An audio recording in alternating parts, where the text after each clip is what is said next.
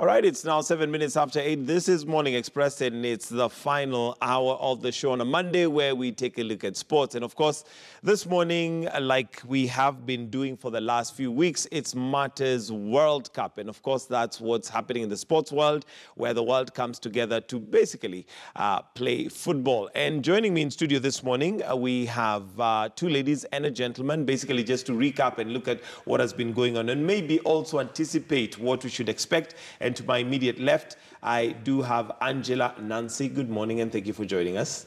You are welcome. Asante sana. We also, I think she spent the weekend cheering her team, which we're going to find out very shortly. I also have Wycliffe Kasaya, who's number one. That's goalkeeper for Sofapaka.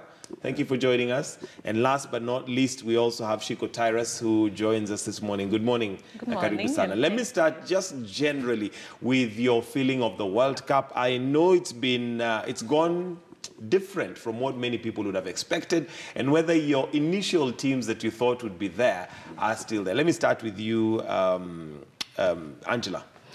This particular World Cup has had a lot of surprises, like you just said. And yeah, the teams that I was hoping would make it sort of have made it. Like, because I had hopes in France. And you're not saying that simply because now, of course, we have the I changed teams a lot. I changed teams a lot, by the way. Now people who change teams, I'm not sure how... I was going with the winning team. World Cup is 1 month. Why would I be heartbroken? No, but you know, you need to be loyal to your team. Yeah. So I was loyal to Sweden and a little bit of Belgium and then France.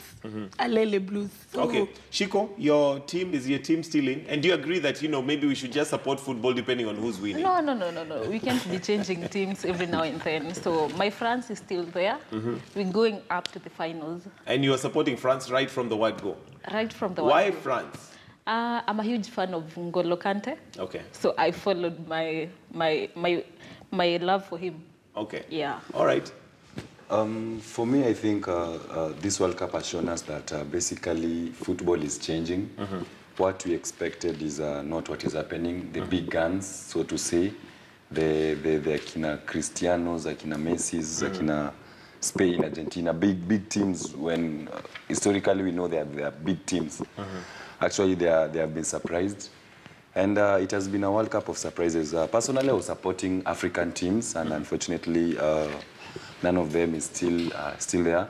So I'm stuck with Les Blues, which is France, because most of we tend to unite with them. It's an African kind of team where a lot I of saw black... some memes that were doing rounds where France seems to be the only African team left. Yeah, so yeah, okay. And you initially you were supporting any particular African team that you are supporting? Yeah, I was supporting Senegal. Yes, and they didn't do bad considering they've been out of World Cup for some time.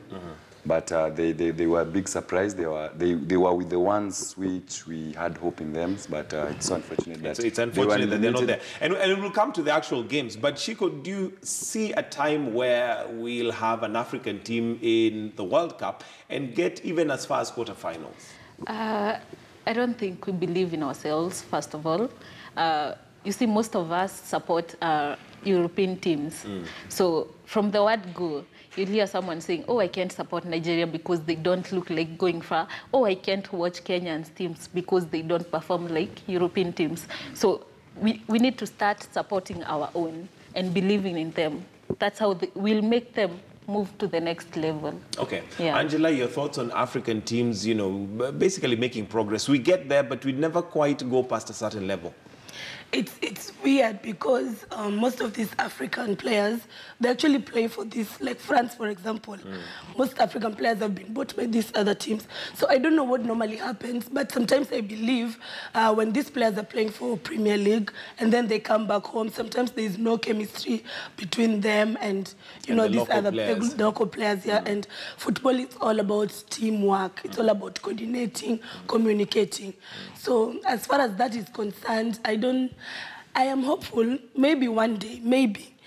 But especially, I was having hopes with Cote d'Ivoire. I don't know how they didn't make it this time, but we really have some very good African teams. We just need to believe in ourselves, and one day maybe, but I don't know. Someday soon. Wycliffe, yes. I personally have a problem with when we have to decide a match on penalties, but that seems to have been the way to go. I watched the game between Croatia and Russia. And I mean, full time 1-1, extra time 2-2, then down to penalties. Your thoughts, first of all, on, you know, penalties being a decider. I mean, it is a rule and we can't avoid it, but is it a fair way of deciding? Yeah, I think, again, as a professional footballer, in football match, there are rules, whereas you have 90 minutes, and in a tournament situation, you have 15-15 extra time, of which, at the end of the day, there has to be a winner for one team to proceed to the next level. So yeah, that is where the penalties come in. And trust you me, there's more pressure in taking the penalties than even playing football itself. And it is usually a 50-50 thing, and it is more often luck. It's almost, more like luck. Yeah, more like luck. Shiko, do you think it's more of luck or skill? Yeah, I think it's more of luck.